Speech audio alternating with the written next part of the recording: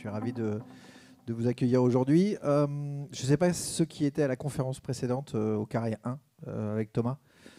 En tout cas, ceux qui ont entendu un certain nombre de messages auprès de Thomas ce matin. C'est passionnant parce que tout ce qu'il a dit, en fait, c'est exactement ce dont on va parler maintenant. Donc c'est vraiment une prolongation de sa conférence. Et l'idée, c'est de parler évidemment d'IA, mais surtout de parler d'IA de manière extrêmement concrète pour se dire comment, dans une industrie créative, ce qu'on appelle une industrie créative, finalement, l'IA va être au service de la création. Et donc j'ai pris l'exemple de la mode, mais vous allez pouvoir très très vite extrapoler ça à d'autres enjeux de la création. Donc pour ceux qui ne sont pas de la mode, ne soyez pas frustrés, tout va bien. Mais la mode est une bonne illustration de ce qu'on est en train de faire avec un de nos clients chez MV qui s'appelle Imki, que je vais vous présenter juste derrière, qui est en train d'interagir déjà avec des grands groupes de luxe. Ils ont la chance déjà d'être appréhendés auprès des grands groupes de luxe et donc on va partager un certain nombre de choses autour de ça qui va permettre aussi un peu de démystifier ce sujet de l'IA parce que c'est un vrai phénomène de mode, mais l'idée c'est de se dire concrètement comment ça peut fonctionner et concrètement comment ça peut m'apporter au quotidien dans mon métier. C'est parti. Avant toute chose, on a un invité. My very dear friends, I'm so sorry to disturb you in the middle of the IMF 2023 in Rome, but I have an emergency and I need your help. I'm really losing my head. I'm about to finish my summer catalogue, but I forgot a major outfit, a little summer dress. Aware of your creativity, I would like you to design it. No scissors needed here. Take your smartphone. Scan the QR code you have in front of you. Does Donc, everyone see the vous QR code? pouvez scanner le QR code. Vous allez avoir accès à un petit formulaire. Perfect. So scan the QR code and let your talent speak by deciding how the dress should be.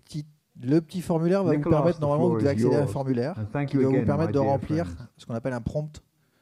Voilà, et donc vous allez remplir ce prompt, et donc on va créer. Donc j'ai quelqu'un qui va réceptionner tous vos prompts, qui est un petit peu loin, mais qui est à Strasbourg en l'occurrence, et qui va réceptionner vos prompts que vous allez écrire là. Donc vous cochez ce que vous avez envie de cocher. Vous verrez, vous avez quelques cases aussi un peu libres. L'idée, c'est que vous créez la robe qui manque à Karl pour finir sa collection.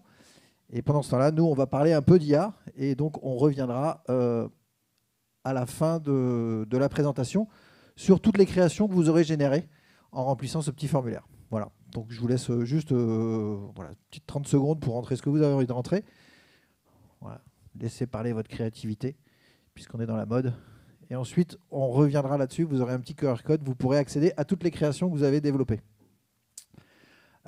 Donc juste en introduction, donc on travaille avec Imki au sein d'MV Group.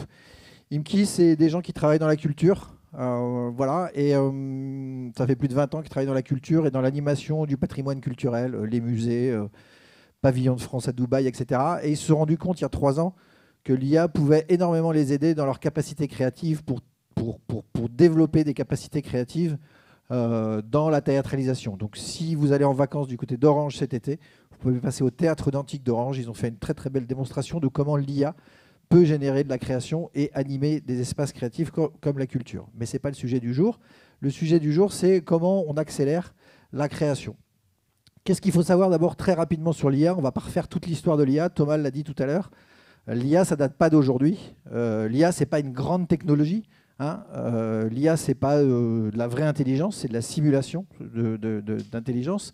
Mais il faut savoir qu'il y a eu 3 grandes phases dans l'IA. Okay, la première, c'est ce qu'on a appelé la phase analytique de l'IA, c'est-à-dire qu'on a mis à disposition beaucoup de données, et à partir des modèles de données, donc des chiffres essentiellement, on a appris à prédire des choses. Donc on a fait de la détection de visage, on a fait des objets, des segmentations d'objets, on a fait ce qu'on appelle de la prédiction, mais d'une manière générale, c'est de la donnée chiffrée qui a alimenté énormément de modèles.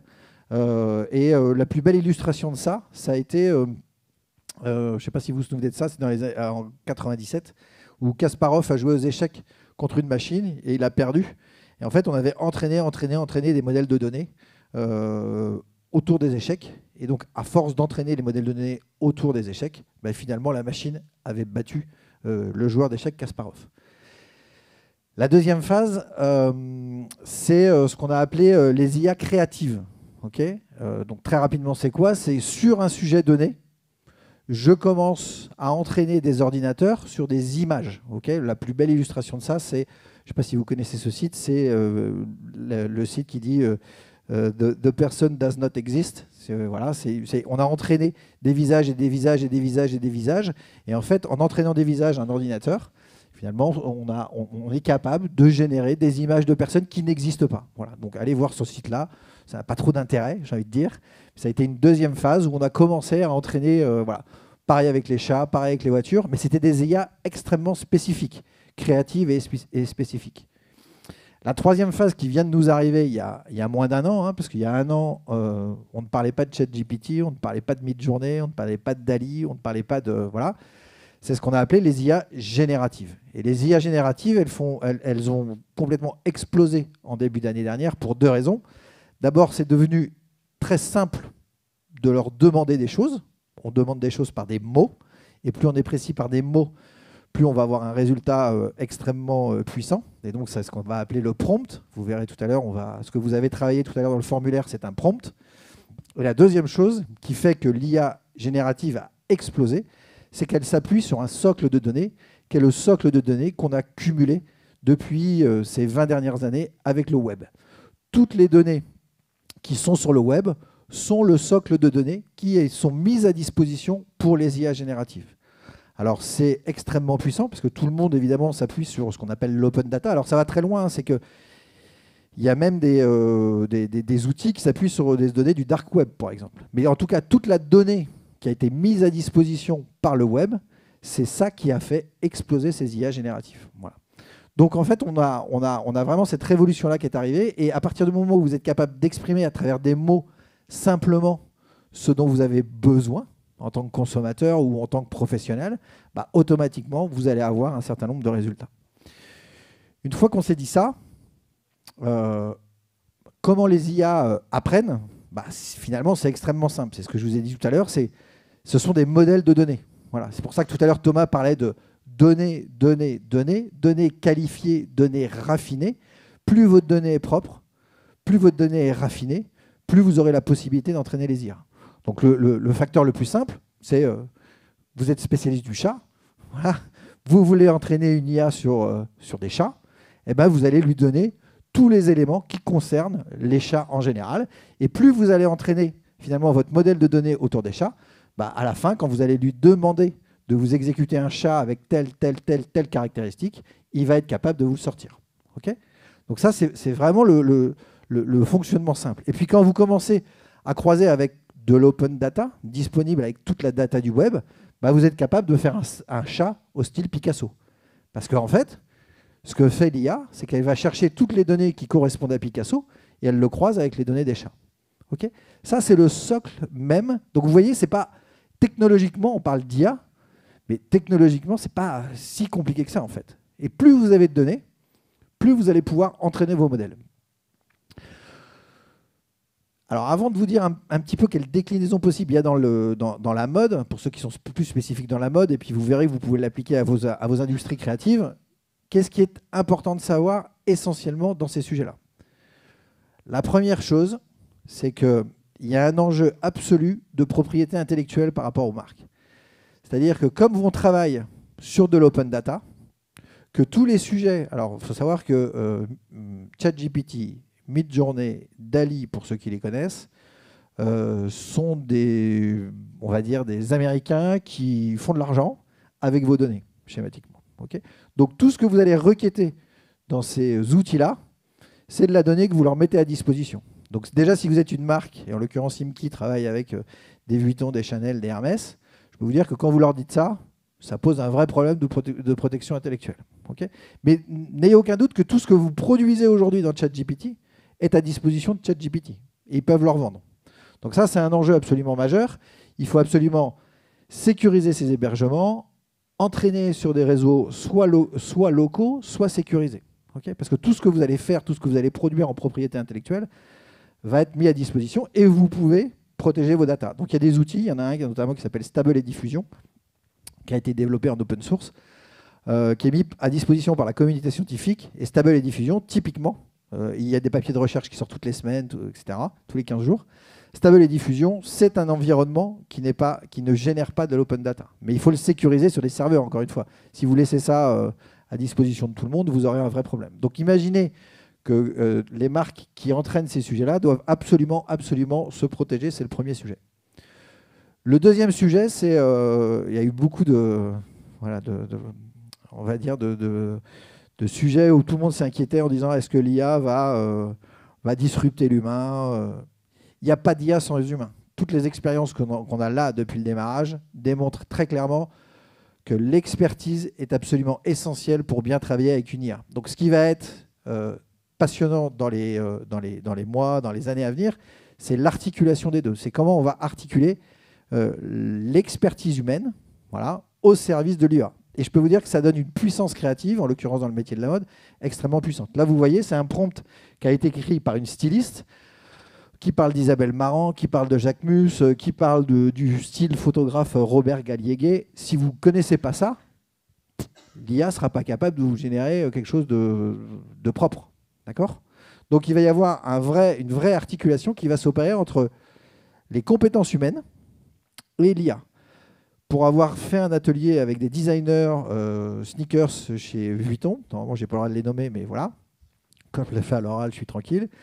Je peux vous dire que c'est absolument incroyable la capacité créative qu'ils ont dégagée de l'IA. Donc à partir du moment où vous mettez ces compétences-là et que vous mettez ça dans une machine, l'IA est beaucoup plus puissante que vous et donc va aller chercher beaucoup plus d'infos et beaucoup plus de données et donc va être capable de générer beaucoup plus de propositions que eux n'avaient pu l'imaginer. Le sujet suivant, c'est le sujet du contrôle du dessin. Voilà, pour ceux qui font ou du contrôle de la création. Parce que je ne sais pas si vous avez testé Midjourney ou Dall-E. Est-ce qu'il y en a qui ont déjà fait du Midjourney ou du Dall-E ici? Ok, 2, 3, 4, ouais, une petite dizaine de personnes. En fait, vous allez être frustré très très rapidement dans Midjourney. C'est que quand vous allez faire votre prompt, vous allez écrire votre prompt, en fait, la problématique que vous allez avoir, c'est que vous n'allez pas savoir contrôler votre image. Okay, c'est-à-dire que vous allez dire, bah, cette image-là, elle m'intéresse, et puis je voudrais changer ça, ça, ça, ça et ça. Dans ces environnements fermés-là, ça ne marche pas. Okay, si vous demandez à changer le prompt et que vous changez des choses dans le prompt, il va vous générer une autre image. Parce qu'une IA, elle divague, en fait. D'accord ? Et que si vous voulez, à un moment donné, on y reviendra juste derrière, si vous voulez, à un moment donné, contrôler votre IA, il va falloir être capable de la contrôler par le dessin. C'est ce qu'on a fait là, par exemple. On est parti d'une basket Hermès.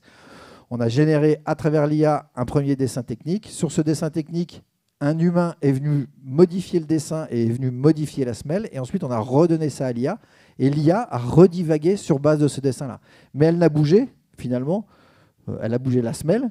Voilà, et elle a fait des propositions créatives autour. Mais vous voyez que, comme on ne l'a pas contrainte là, elle a aussi divagué sur les matériaux, sur les couleurs, etc. Donc, un des enjeux des prochains mois et des prochaines semaines, ça va être la capacité à bien contrôler le dessin. Parce qu'un créatif, une fois qu'il a commencé à travailler sur un modèle, il va avoir envie de bouger la poche, le bouton, etc., la ceinture. Je rappelle qu'on a commencé, Midjourney n'existait pas il y a 9 mois. Hein. Donc on va très très vite. Hein. Voilà. Les rythmes sont absolument dingues. Le dernier sujet sur lequel il faut faire attention, ça va être la spécialisation et avec la spécialisation, ce qu'on appelle l'enjeu de la data et de la data quality. Je vous ai dit tout à l'heure, on n'est pas protégé. On est dans des environnements très ouverts aujourd'hui. Okay, et donc très ouvert, ça veut dire que tout le monde a accès à votre data. Un des enjeux, ça va être la spécialisation de vos IA. Ce qui est en train de se passer dans le luxe, en fait, c'est qu'ils sont en train de se rendre compte que ça a une puissance créative absolument phénoménale. Il y a un lien avec les designers. Ça donne beaucoup de productivité et beaucoup de potentiel aux designers. Mais en fait, ils n'ont pas l'histoire. L'IA n'a pas son histoire, puisque l'IA s'appuie par définition sur de l'open data. Donc en fait, ce qu'ils nous ont demandé de faire, c'est qu'ils nous ont demandé, sur base de leur histoire, donc leur dataset à eux, leur base de données à eux, ce qu'on appelle la data first, leurs données propriétaires, ils nous ont dit, on aimerait que vous nous entraîniez une IA propre à Hermès, une IA propre à Vuitton, une IA propre à chacune des marques. L'intérêt de ça, c'est que l'IA va apprendre, quelque part, quel est l'ADN même de la marque.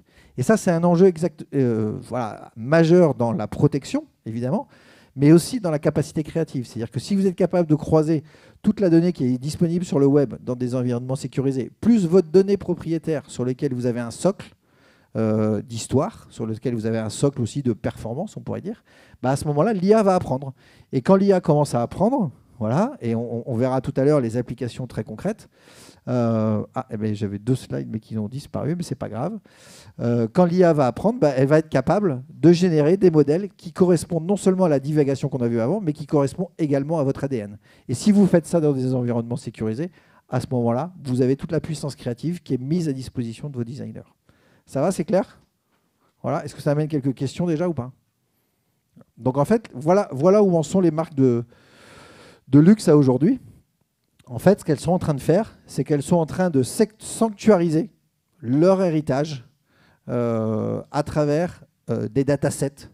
Donc un enjeu absolument majeur de qualité de données, à travers des qualités de données produits essentiellement. Et donc elles vont en permanence travailler comme ça sur leur dataset.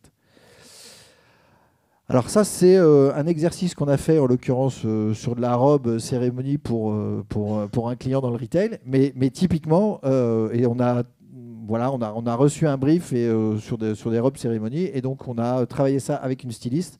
Et on a, à peu près, en l'espace de 3 heures, fait à peu près 150 propositions de robes mises à disposition sur base du brief. Voilà. Donc, il y a une capacité créative. Et quand on amène ça aux designers, les designers nous disent waouh, là où avant on faisait des piges et on allait à droite à gauche sur Internet ou on allait machin, là je rentre les mots. Évidemment, là, encore une fois, j'insiste sur la précision du brief et la capacité des expertises pour pouvoir générer ça, mais automatiquement vous accélérez fortement la proposition créative.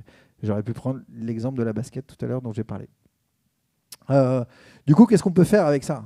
On peut quasiment prétester des collections si on a envie.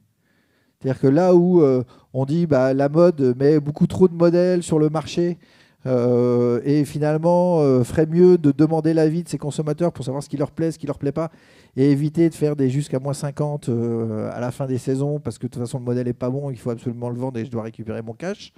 Typiquement, on a une capacité à générer des interfaces où on peut générer de manière massive, sur base de briefs, sur base de socles de marque. Et on est capable, à un moment donné, de générer des propositions créatives qu'on met à disposition du consommateur. Et le consommateur décide ce qu'il aime et ce qu'il n'aime pas. Et on peut sortir des reports. Voilà, donc on a fait un premier proto animé là qu'on est en train de développer pour une marque. Si ça vous intéresse, vous pourrez aller voir, vous scannerez et puis vous verrez. C'est tout simple, c'est ce qu'on appelle un petit Tinder de la mode. Voilà, l'idée c'est que le consommateur puisse se positionner sur ce qu'il aime et ce qu'il n'aime pas. On peut générer évidemment des imprimés. Voilà. Aujourd'hui, on allait voir des entreprises, on cherchait des exclusivités, mais à partir du moment où vous êtes capable de donner des briefs florales ou des briefs d'animaux, enfin voilà, on en a développé pas mal. Vous avez une force créative sur les imprimés qui est absolument phénoménale. Alors pour ceux qui font de la mode, avec une capacité à mettre au rapport, puisque l'IA, ce qui est intéressant quand on fait des imprimés dans la mode, c'est que évidemment l'imprimé il soit bien raccord entre ce qu'on met sur les manches, ce qu'on met le devant, ce qu'on met derrière, etc. Donc la mise au rapport est extrêmement importante dans notre métier.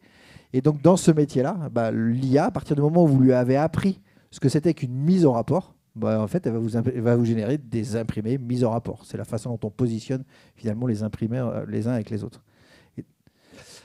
On peut faire la même chose avec le madras. Voilà, là c'est typiquement. Alors on travaille avec un industriel, avec Imki. On a pris une base de données tissus. On a pris 80 000 tissus, voilà, qu'ils avaient en stock depuis 10 ans. On a donné ça à l'IA. Il y avait là-dedans des madras.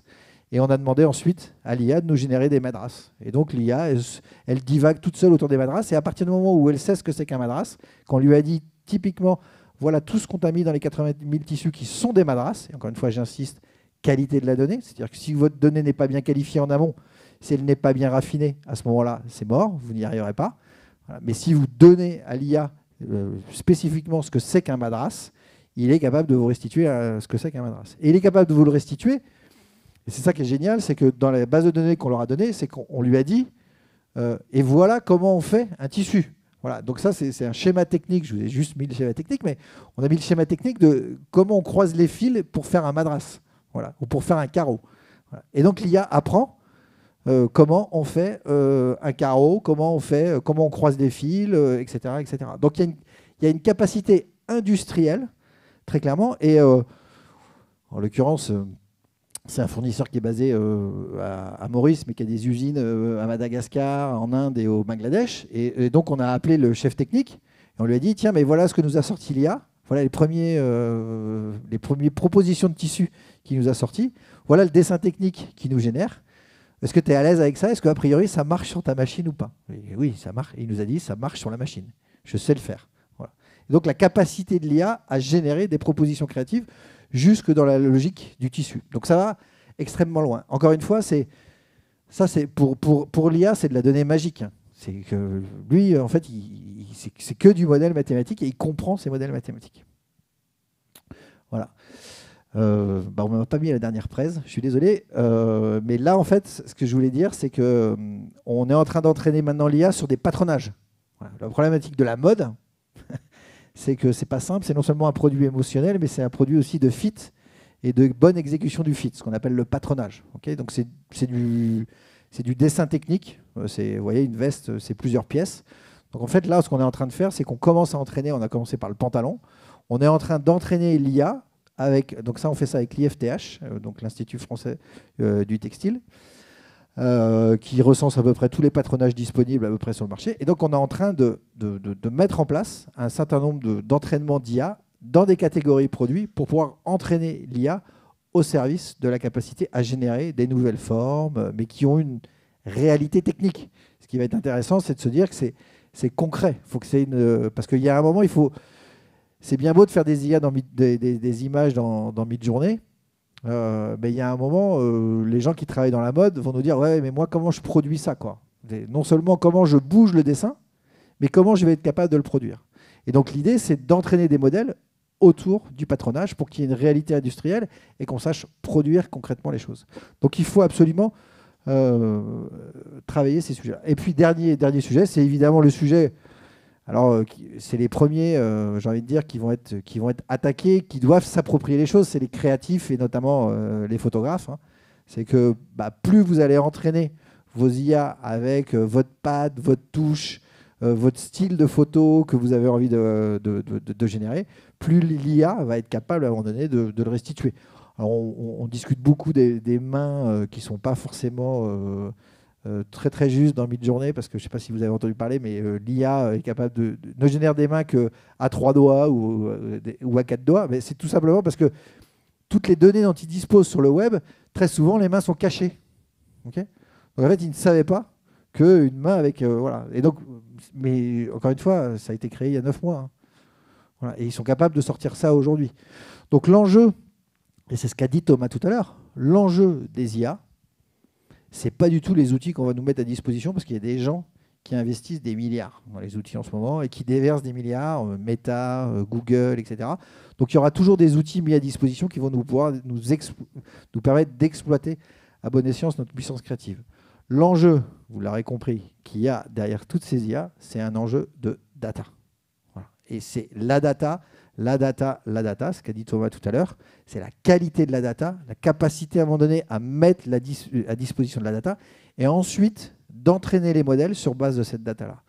Et d'arriver à faire ça dans des environnements absolument sécurisés, dans lesquels vous pouvez avoir votre protection des marques, parce que sinon, ces images que vous allez générer dans Midjourney seront mises à disposition de tout le monde, et on pourrait quasiment les copier finalement, puisqu'il n'y a aucune propriété intellectuelle et aucune production juridique derrière tout ça. Ça va? Je suis comment en timing, chef? Il ne reste plus que 5 minutes. Formidable, on est à la fin. Okay. Donc, ça veut dire qu'il est 11h. Donc, normalement, les créations... Donc, vous allez pouvoir... je vais vous redonner un autre QR code. Vous allez pouvoir scanner le QR code et vous allez pouvoir voir un petit peu ce que vous avez généré créativement. Mais en attendant, est-ce qu'il y a des questions? Voilà. Est-ce que ça pose question, tout ça? Est-ce que c'est clair déjà? Alors j'espère que ça marche. J'espère que Aurélie, qui est à Strasbourg, a bien récupéré vos prompts et qu'il y a bien des images qui ont été générées sur base de vos créations. J'imagine qu'elle n'a pas pris tous vos prompts. Mais c'était juste pour vous montrer la simplicité qu'a finalement la puissance créative des IA. Ça marche ou pas? Ouais, ça marche? Bon, super. Voilà. Est-ce qu'il y a des questions? Parce que moi, j'en ai terminé en fait. J'avais 30 minutes. J'ai essayé d'être très rapide, très synthétique. Voilà, je bouge, j'essaie de ne pas me mettre devant l'écran. Euh, on n'en est qu'au début. Voilà, très clairement. Mais plus on va entraîner les modèles de data, plus ça va être ultra puissant. Je vous parlais de Stable et Diffusion tout à l'heure. Papier de recherche de Stable et Diffusion en ce moment, toutes les semaines, tous les 15 jours, ça tombe. On dit que dans moins d'un an, ce que disent les data scientists et data ingénieurs de IMKI, ils disent que dans moins d'un an, on est sur la vidéo. Hein. Voilà. Ils sont persuadés qu'on est... Voilà, ça commence à arriver. Ce n'est pas encore le cas. La 3D arrive. Voilà. Donc le sujet, c'est encore une fois, ce que je vous disais tout à l'heure, c'est pas de croire que ça va prendre la place de l'humain. Ça va permettre à l'humain d'avoir une productivité extrêmement forte et une capacité créative extrêmement forte. Donc l'enjeu, c'est pas de se dire, oh là là, j'ai peur, j'y vais pas. L'enjeu, c'est de commencer à s'approprier les sujets, c'est de commencer à avancer, c'est de commencer à apprendre, c'est de commencer à se tromper, évidemment. Mais la puissance que ça a, voilà, je peux vous dire, c'est impressive. Voilà. Et je vous ai remis, vous l'aurez dans le replay et dans le doc, mais je vous ai remis sans forcément mettre la marque. Voilà ce qui est dit dans une des grandes marques de luxe. Il dit, voilà, les IA génératives est ce qu'ils appellent un game changer qui va révolutionner notre capacité à travailler. C'est un pouvoir, qui va nous permettre d'avoir aucune limite sur la créativité et l'excellence. Ça va devenir un compagnon absolument indispensable dans toute fonction de l'organisation. Donc eux, ils sont déjà dans... voilà, ça doit vraiment être ancré dans toutes nos organisations. Bon, ils ont beaucoup de moyens, hein, je vous rassure. Voilà, ça donne un potentiel extrêmement fort. Ça doit être totalement intégré dans la compagnie. On doit entraîner et customiser avec notre propre data et notre propre patrimoine pour s'aligner sur notre culture, nos valeurs et notre héritage. On doit évidemment protéger. Tout ça doit être absolument protégé parce que c'est ça qui doit nous empêcher d'avoir des cyberattaques et bien d'autres choses. Voilà. Et on est dans une logique où le développement doit contribuer. Voilà, on est dans une compétition, ils appellent ça. On doit contribuer au développement de la marque et d'une manière générale, c'est la combinaison des deux qui va nous permettre de développer un peu de cette valeur ajoutée. Voilà. Donc ça, c'est typiquement des choses qui sont mises dans des programmes de formation de grandes marques du luxe en entrée pour installer un peu le pitch de l'IA au service des marques. Ils sont en train exactement de spécialiser leur propre IA sur des serveurs totalement sécurisés. Nous, ce qu'ils ont demandé à IMKI en l'occurrence, c'est de mettre des serveurs dédiés, sécurisés dans des endroits bien particuliers qui n'ont même pas accès, qui ne sont pas connectés au web. Et on entraîne les IA petit à petit sur base de leur base de données propriétaires, produits essentiellement. En l'occurrence, une des marques de luxe, c'est plus de 100 000 produits qu'ils ont mis à disposition de la spécialisation de leur IA. Mais leur enjeu à eux, c'est très clairement la spécialisation de leur propre IA au service de leur création. La seule protection, c'est celle qu'on arrive à s'organiser nous-mêmes. C'est-à-dire qu'on d'abord, on n'est jamais sûr de rien, voilà, mais eux doivent prendre toutes les précautions pour être sûr que leur capacité créative, et c'est de ça dont on parle finalement, parce que c'est celle-là qui leur génère du business, hein, très clairement. Donc cette capacité créative soit contrôlée, voilà, sanctuarisée à un seul endroit et ne puisse pas partir dans la nature et ne puisse pas être copiée. Après, il y a des batteries de juristes qui s'occuperont de savoir s'ils sont copiés, mais quand on est copié, c'est un bon problème. Oui, excusez-moi. Donc du coup, ça reste quand même onéreux. Parce que là, on a parlé de... Oui. Si on veut vraiment sécuriser, avoir une plateforme, serveur dédié, c'est onéreux. Ça concerne vraiment que les gros annonceurs. Oui, alors ce qui est intéressant de comprendre, c'est que ces gros annonceurs-là, ils sont un peu précurseurs du sujet. Alors, quand ils s'engagent, souvent, il y a quand même une tendance de fond. Voilà. Alors, ils se sont pas mal engagés dans le métaverse. Pour l'instant, c'est pas génial. Voilà. Tous ceux qui font du métaverse en ce moment sont un peu inquiets. En ce moment, tout le monde est en train de s'engager à fond dans l'IA. Là, ce qui est clair, c'est que très concrètement, quand on a fait des modules de formation avec des designers, en l'occurrence sur la sneakers, les designers ont dit OK, quand est-ce que vous nous donnez l'outil entre les mains? Et donc, on voit tout de suite l'apport créatif.